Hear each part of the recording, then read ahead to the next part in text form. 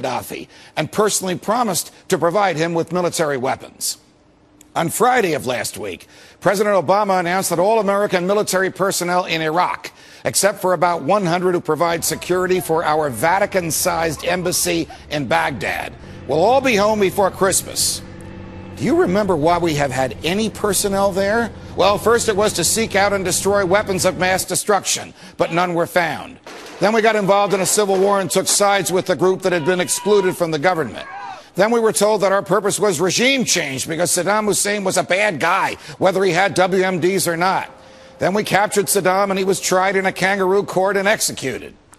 We lost 4,500 young soldiers. 32,000 more were injured. 650,000 Iraqis were killed, and over 2 million Iraqis fled their country. This, along with our adventurism in Afghanistan, cost the American taxpayers about $1 trillion. The stated purpose for our departure is the decision of the popularly elected Iraqi government to decline to afford immunity to American personnel. Stated differently, the Iraqi government, which we installed, decided that after all these years there, Americans in Iraq needed to obey the same laws as Iraqis do. That was too much for us, and so we will leave. And on Saturday of this last week, Afghan President Hamid Karzai, a frequent guest in the United States of President George W. Bush, who once addressed a joint session of Congress and whose country the United States took back from the Taliban, announced that should the United States engage in a military conflict with Pakistan, his government will side with the Pakistanis. This would mean that over 100,000 U.S. troops would be kicked out of Afghanistan. We would lose all our military hardware, or we would need to fight against the forces of the country we have supposedly liberated and whose military we have trained and which we have occupied for 10 years. Indeed, this war in Afghanistan has been the longest in American history. It has cost us 2,700 young lives, 3,400 casualties, produced 3.5 million refugees. And because the government doesn't break down these numbers for us to see, it consumed part of the $1 trillion we have spent in fighting these two useless wars in the Middle East. Your government, you see, has few lasting friendships, but many lasting interests.